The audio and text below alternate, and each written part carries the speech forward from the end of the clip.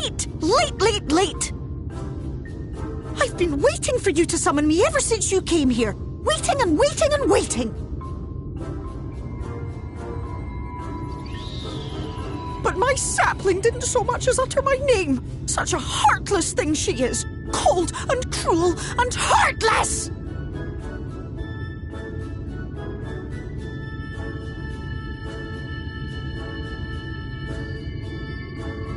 Another self-important little brat. Just what we need. Reminds me of my childhood.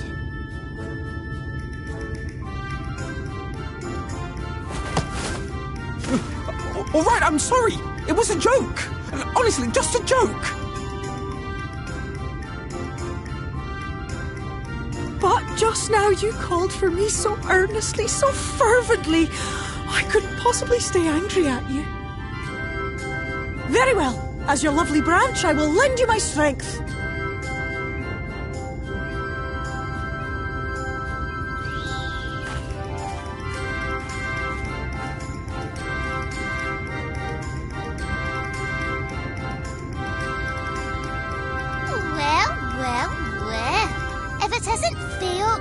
The mould feel.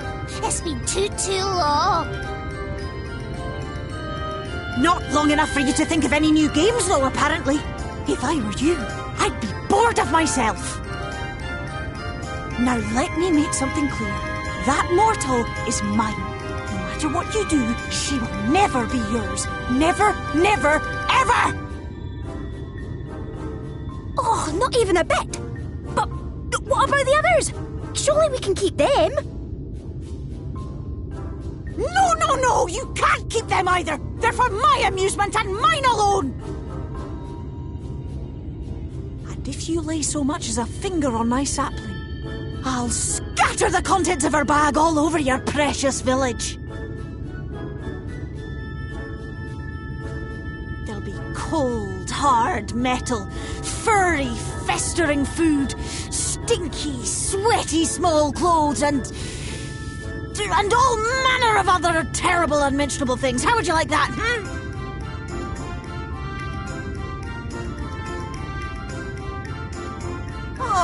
All right. But will you not at least let us play with the twins? Just while the others go and see Urianger? Aye, that's all we ask. And we promise we'll play nicely. It seems we won't be joining you. Aye! We'll reveal the hidden verdict to you at once.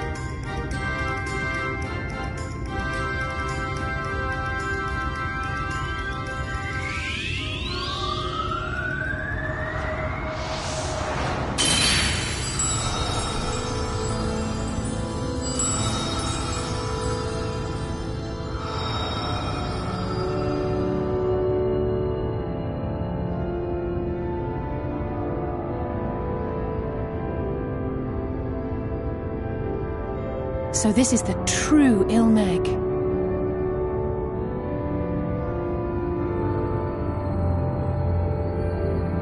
How are you feeling? Better. I think I remember the way now. Apologies for the delay. Shall we go and see Urianger?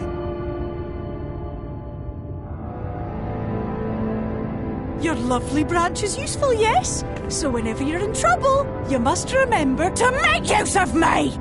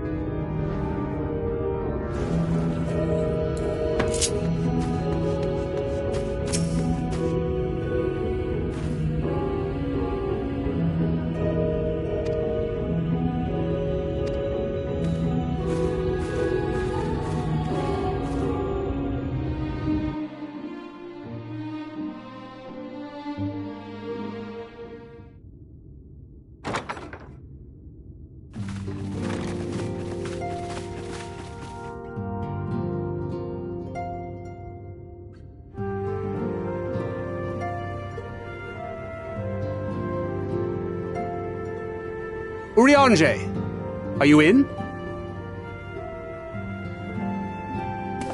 Unto a world weary of heroes, a hero wends her way. The Exarch did send word that thou wouldst seek me out, but ne'er did I imagine thou wouldst arrive so soon.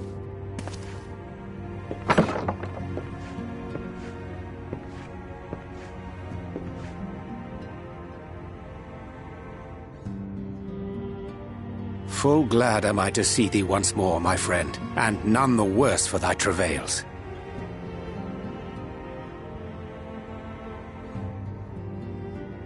Run along, Minfilia. We will meet you outside. But... Another one for you to imbue, if you'd be so kind.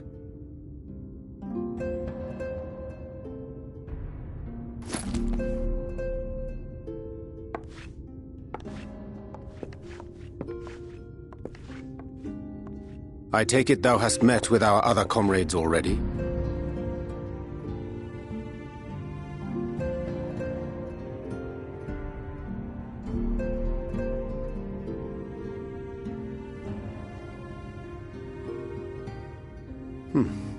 That Master Alphino and Mistress Alize now travel in thy company is of great comfort to me.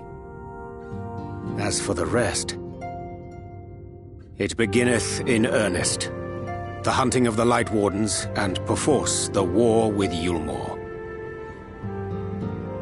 Hark thee then to my words, and through them behold the vision that I did glimpse, that of the 8th umbral calamity.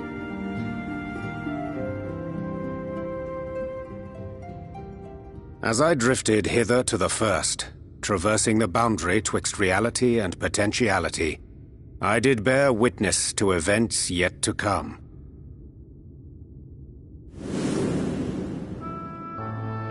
There I saw the combined forces of Eorzea and the Far East offering fierce resistance to the legions of Garlemald. So fierce, in fact, that they did begin to push the enemy back. Ilm by painful Ilm at first, then Yalm by Yalm, and Malm by Malm in time. Yet the joy they felt was short-lived, for in so doing they did force the Empire's hand. Faced with defeat, the Garleans turned to a weapon most vile: Black Rose. Its potency defied all reckoning. Once released, the gas took on a life of its own, wreaking untold carnage not only in Eorzea, but in the provinces of the Empire besides. From fighters upon the front lines to babes in their beds, none were spared. And as the casualties became too numerous to count, so did the fabric of civilization begin to unravel. Nor did the land itself escape unscathed, for spreading from the site of its release, Black Rose brought death to the very soil. To survive amidst the chaos and upheaval, men came to live by the sword, the rule of law giving way, inevitably, to the rule of might. Thus was the spark struck and the fire kindled, and swiftly did it spread as a blaze in a field of straw to engulf every corner of the world. Nations worthy of the name did then cease to exist. And those souls brave and true who might have risen to restore order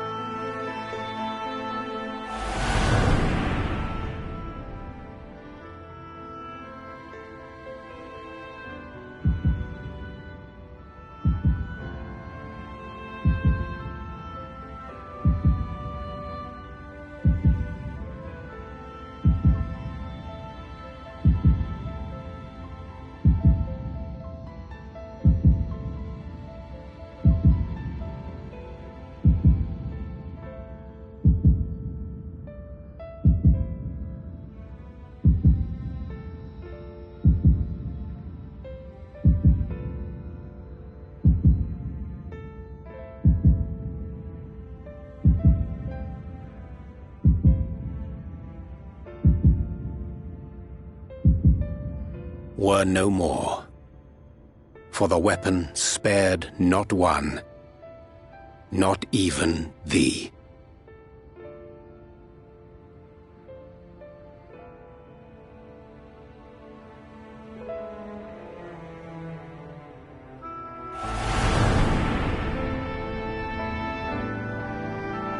An endless age of war, begotten by the blight of Black Rose.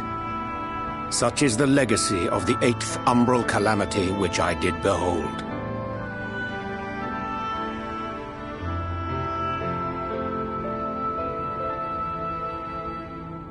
No matter the cost, we must forestall this tragedy.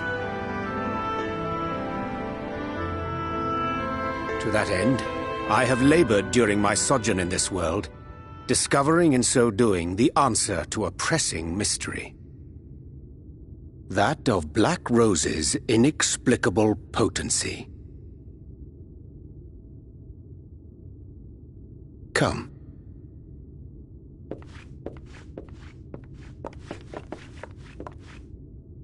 Dost thou recognize yonder chart?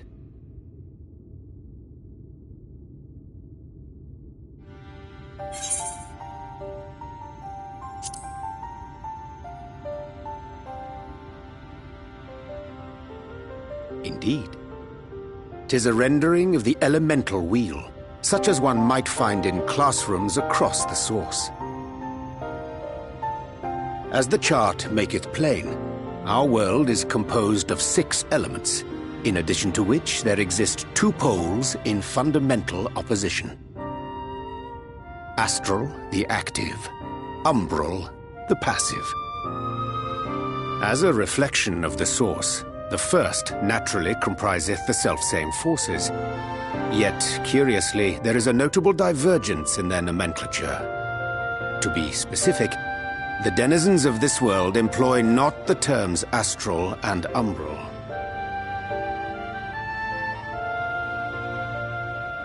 Thus was I moved to inquire what names said forces had been assigned. A simple question which yielded a most unexpected answer. Upon demanding the name of the pole aligned with activity and growth, I was told that as life's myriad colors combine to produce black, the people of the first had called it darkness. At this, did my mind begin to race. Yet 'twas only when I asked what name had been given to the pole aligned with passivity that mine eyes were opened to the truth. Peace and tranquility being as purest white, unmarred by color, I was told it had been given the name of light.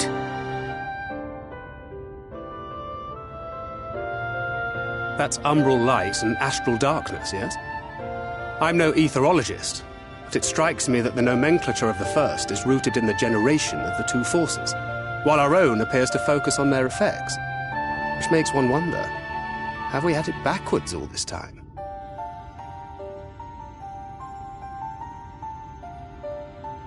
"'Tis indeed a compelling question, and one which beareth closer examination. Yet what knowledge we already possess sufficeth to explain the chain of events. The phenomenon of etheric thinning observed in the source is the consequence of light, the power of stasis, flowing in from the first to stifle the movement of ether within the land. And according to Master Alphino, Black Rose slayeth by halting the circulation of ether within living beings. Should such a weapon be unleashed even as the first were rejoined, replete as it is with light, we would have a disaster of untold proportions on our hands. A calamity. Well, at least we have a better grasp of what we're facing. Our objective, however, remains unchanged. We are to eliminate the Light Warden of Ilmeg. Speaking of which, were you able to ascertain its whereabouts? Aye.